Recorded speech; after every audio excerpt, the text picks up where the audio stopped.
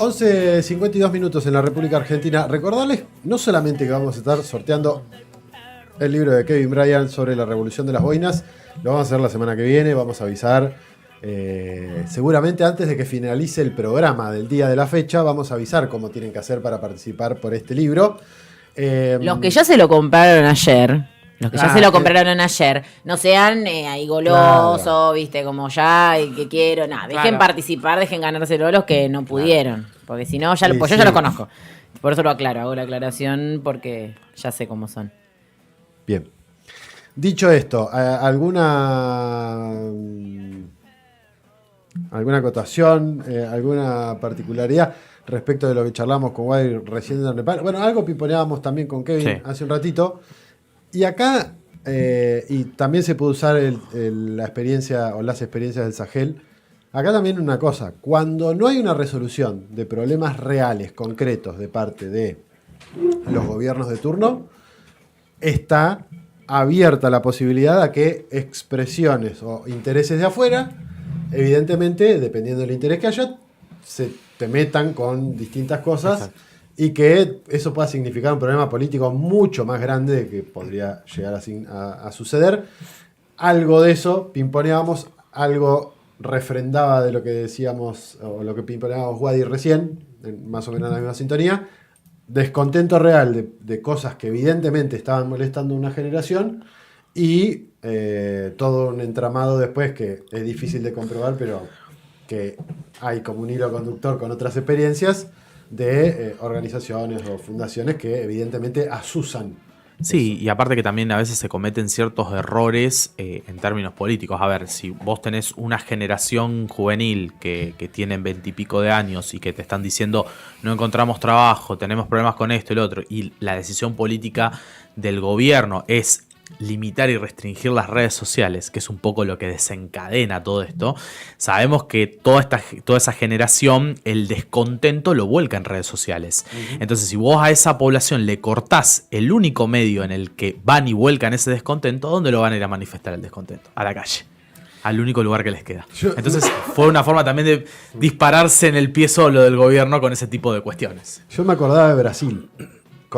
Porque fue algo muy parecido, esto de, bueno, tienen que acomodarse a la legislación nacional o la cerramos.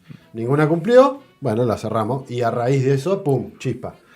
Y esto nos lleva a discutir lo que estábamos pensando o que había pensado Vivi, que nos traía para el día de la fecha, que tiene que ver con una problemática que aquí en Argentina es cada vez peor, pero que no es la única, que se repite en muchos otros lugares, que es el acceso a la vivienda. Sí, bueno, como mencionaba Nico, justamente el problema del acceso a la vivienda es lo que muchas veces termina desencadenando en este tipo de conflictos sociales, y un poco la dinámica de esta parte del segmento iba a ser cambiar el formato en elegir un tema y en base a eso dar ejemplos de distintos países en el mundo cómo lo han resuelto y de qué manera se puede aplicar en Argentina quizás. Bueno, el tema de hoy es el acceso a la vivienda, pero la idea es que para la semana que viene poner una cajita de encuestas en Instagram y ustedes también pueden ir sugiriendo temas que les gustaría que abordemos y ahí yo voy a traer países que giran en torno a soluciones a eso. Bueno, hoy hablando de la falta del acceso a la vivienda y diferenciarlo, me parece también importante de lo que es el déficit habitacional, porque una cosa es el déficit habitacional, que es básicamente, bueno, no hay viviendas para que la gente acceda, pero otra cosa es cuando hay viviendas y la gente por limitaciones de inmobiliarias y demás, o limitaciones del sueldo, no puede acceder a una vivienda digna, que es otra cuestión. Y en esto traía ejemplo hoy de China y Uruguay. Vamos a arrancar por China, que como vemos fotos son justamente edificios de viviendas de mayor densidad, porque China es justamente un país con mucha densidad urbana, a diferencia de lo que veremos próximamente en Uruguay, que son complejos más de baja escala, y viviendas más como comunales, por decirlo de alguna manera. Además de que estamos hablando de un país de 140 millones de habitantes. 140 También. no, 1.400 millones de habitantes contra Uruguay, que no sé cuánto. 3 millones y medio. Sí. Y en lo de China, a mí lo que me parece importante resaltar es que tienen una ley que lo que hace es que las tierras son propiedad del Estado y lo que uno hace para acceder a un terreno, a una vivienda, es comprar el derecho al acceso a ese terreno por 70 años. Esta ley fue sancionada en 1980 y justamente lo que busca es como terminar un poco con la especulación inmobiliaria, con la gentrificación y cuestiones así. Y lo que sucede, como veíamos en el video de recién, es que hay situaciones donde si el Estado necesita comprarte terreno por, no sé, obra pública, autopistas y demás, te tiene que dar el valor tu terreno de tu vivienda o asignarte a un lugar mejor. Hay casos donde no se logra, digo, eso se respeta bastante y vemos obras públicas interrumpidas por gente que no está de acuerdo con vender su vivienda. Así que nada, eso también es un punto que se respeta mucho. Sí, es interesante esto que marcás porque en ese periodo de tiempo es lo que se considera como el mandato de Deng Xiaoping con la reforma y apertura, donde claro, no es que se liberaliza, pero sí que se permite que ingresen al país otro tipo de lógicas o formas de cómo interactuar con lo privado. Sí. Y esa es una de las formas que encontraron, esto de, bueno, no es privado totalmente, es una especie de mix. Vos durante una X cantidad de tiempo sos propietario, pero después pasa nuevamente a mano del Estado. Sí, y bueno, lo que pasa justamente es cuando se cumple ese lapso de 70 años, que bueno, todavía no se ha cumplido porque en 1980 se sanciona la ley, pero lo que está estipulado es que automáticamente se vence, se hace como un registro de si la vivienda está en condiciones de volver a renovar el contrato, si no te asignan otra, pero no es que te la sacan, digo, incluso es hereditario. Así que bueno, me parecía interesante eso, pero acá un comentario personal, que me parece que en el contexto, trayéndolo a Argentina, no siento que sea una política justamente aplicable, porque me vas a acordar a la que yo hablaba en uno de los segmentos de Antigua y Barbuda, cuando Barbuda tuvo en su momento una propiedad de tierra colectiva, que en 2017 fue derogada la ley, y ahora los terrenos se están vendiendo a empresas extranjeras y llenándose de hoteles en la costa de las islas. Pero bueno, me parece que justamente en Latinoamérica, por las influencias que tenemos, no sería un camino viable. Bueno, quizá en América Latina lo más parecido es lo que viene haciendo Venezuela respecto de la vivienda, que es construir también así, como grandes monoblocks, que bueno, acá lo hizo el peronismo. Sí, eso vamos a ver más al final de la columna, pero lo que sí, no, está bien. Spoiler alert. Lo que sí me parece que es más replicable es, bueno, el caso de Uruguay, que a mí la verdad, me encantaría que suceda acá en Argentina, pero ahora lo vamos a ver. Uruguay lo que hace es manejarse por un sistema de cooperativas de construcción de viviendas que fue sancionado en 1968. Ahí vemos un mapa de Uruguay y qué cantidades de viviendas están construidas por cooperativas en cada estado. Y bueno, la cuestión acá lo que me parecía interesante es que cómo funcionan justamente estas cooperativas. Primero le voy a leer un fragmento muy cortito de lo que dice explícitamente la ley, que es la 18.407, que habla de que las cooperativas de viviendas son aquellas que tienen por objeto principal proveer de alojamiento adecuado y estable a sus socios mediante la construcción de viviendas por esfuerzo propio, ayuda mutua, administración directa o contratos por terceros y proporcionar principios complementarios a la vivienda. Me parece que... me parece que sí. Además, yo banco. Sí, no, es que está... Firmo. ¿Dónde firmo? Pero no sería algo tan alejado a lo que después vamos a ver que sucedió en su momento con el Procrear, que se quiso intentar acá en Argentina. Digo, o sea, faltaría darle un gran giro de tuerca más. Si le sacamos el negocio a las inmobiliarias y a las grandes constructoras y se lo damos a las cooperativas, sí, firmo. ¿Dónde? Bueno, acá la cuestión básicamente para iniciar esta cooperativa es: se reúne un grupo de gente que tiene la necesidad del acceso a una vivienda, trabajadores porque tienen que tener como un sueldo registrado, y acá tenés dos opciones de arrancar este proceso que está avalado mediante el Ministerio de Viviendas, que es básicamente la manera de construir con ahorro previo o con ayuda mutua. ¿Qué significa esto? Significa que vos para arrancar un proyecto tenés que asegurar el 15% del adelanto, por así decirlo, de esa obra en la cooperativa. Bueno, y eso se puede dar, como dije, de dos maneras. De ahorro previo, que es entregando el 7,5% de ese 15%, o sea, el 50% del anticipo en efectivo, o ayuda mutua, que es algo muy interesante, que básicamente los futuros propietarios trabajan, invierten ese tiempo en mano de obra, 21 horas semanales de trabajo en la obra, dando ayuda más asistencial, o sea, no se ponen a hormigonar vigas ni nada de eso, pero sí lo que hacen es, bueno, trasladar materiales, mojar los ladrillos para hacer los muros, bueno. ¿Laburar? Cosas, sí.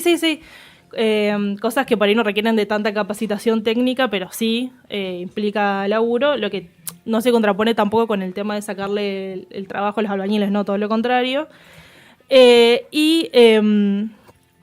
En esto, algo también a resaltar es que la propiedad del conjunto de viviendas que deciden construir es de la cooperativa en sí. Ninguno puede ni alquilar, ni vender, ni hipotecar su vivienda porque es propiedad de todos, por así decirlo. Sí, a cada uno se le asigna una vivienda, pero vos no podés tomar una decisión de qué hacer, cómo comercializar con eso, digamos. Es un bien inmueble de la cooperativa, que lo usás circunstancialmente por ser trabajador de la cooperativa o trabajadora.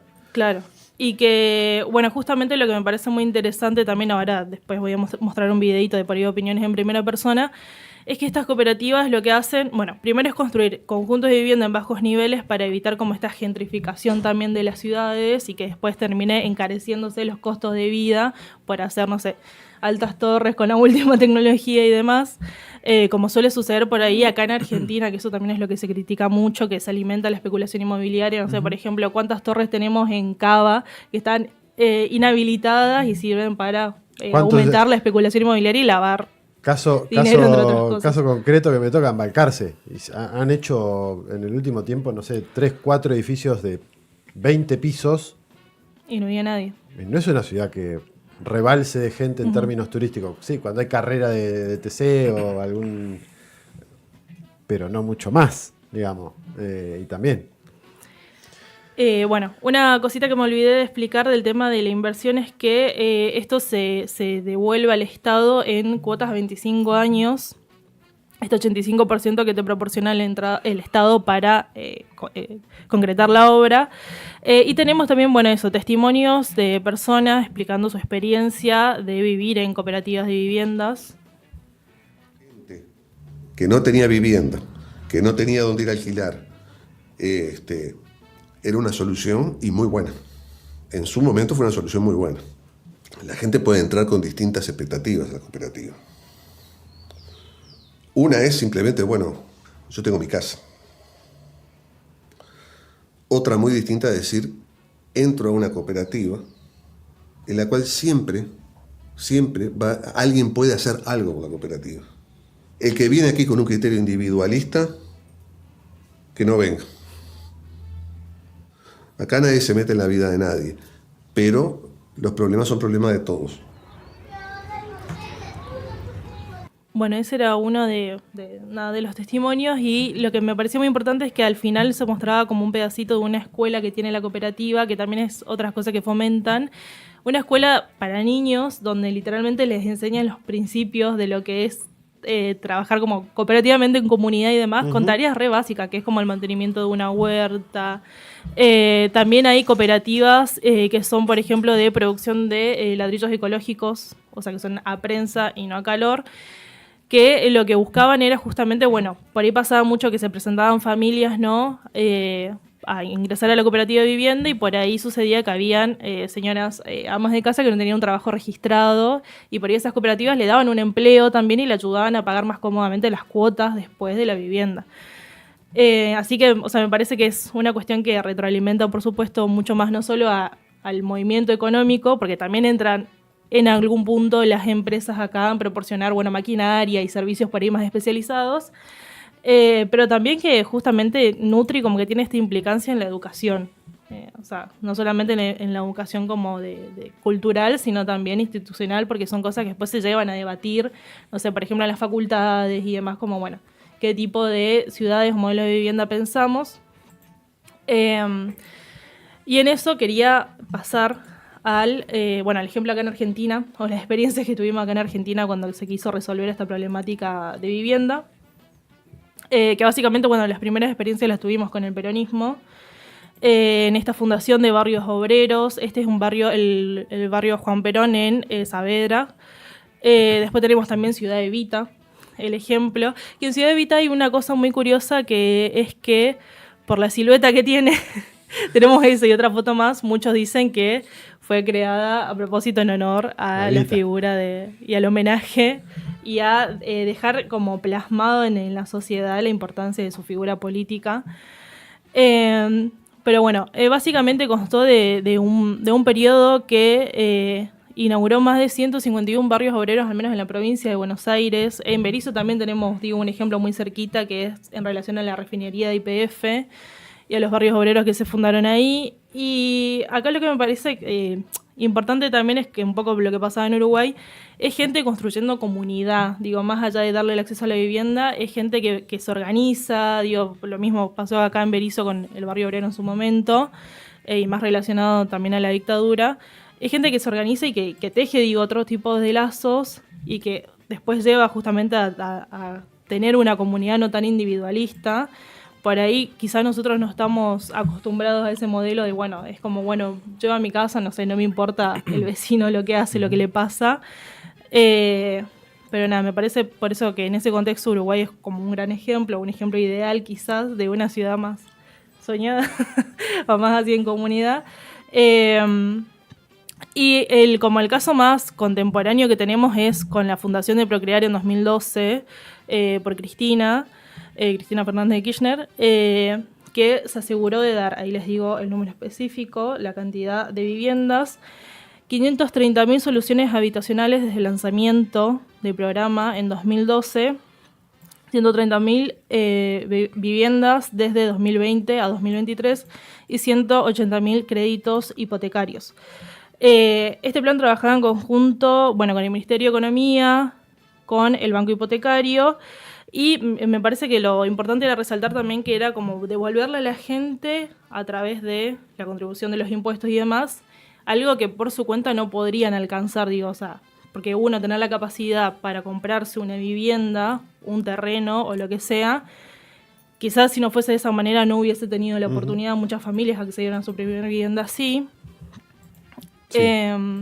Y otro dato que había encontrado del INDEC, que es hasta 2022, que me parecía importante resaltar, es que en Argentina se estima, hasta ese momento, que hay 3.240.000 personas en déficit habitacional o en crisis del acceso a la vivienda. Pero acá lo que me parece importante es que estos datos no tienen en cuenta la gente que, por ejemplo, que construyó su casa en el terreno de sus padres o algún familiar porque claramente no puede comprarse un terreno, o la gente que alquila lo mismo porque no puede acceder a la compra de una vivienda. Así que, los datos más actuales que encontré fueron de 2022 del INDEC, pero incluso no contemplando eso me parece que el número en la actualidad debe ser mucho mayor porque aparte hemos visto, por ejemplo, como siempre en las crisis económicas, puntualmente en el neoliberalismo en Argentina, crecen los barrios informales, los asentamientos precarios y demás, y muchas veces no son contemplados en estos números. Y para finalizar, o para cerrar, recordar, librito de Kevin Bryant, libro de Kevin Bryant sobre la revolución de las boinas. Y si bien no lo tocamos ayer y no lo tocamos hoy, también es interesante lo que está haciendo sobre todo Burkina Faso con el tema de la vivienda. En realidad los tres me parece que están teniendo una política, y lo linkeo con esto que decía Vivi, para ver también cuál es la solución que le están encontrando a la cuestión habitacional. Sobre todo entendiendo, como bien decías ayer, que si nosotros estamos en una condición mala a veces, los países africanos están como 2-3 escalones más abajo.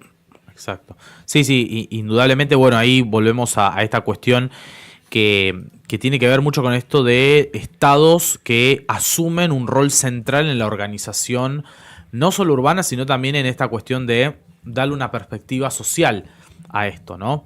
Entonces ahí una de las cuestiones centrales que estamos viendo, tanto en Burkina además, es un Estado que asume esta construcción muchas veces de viviendas y demás, y que esas viviendas son también a partir de créditos, a partir de esto de pensar una proyección a largo plazo, de que las personas puedan devolverlo, e incluso a partir de una cuestión generacional, porque está pensado en esa perspectiva, teniendo en cuenta siempre los ingresos de la población, que siempre estamos hablando de una población con ingresos muy bajos en promedio.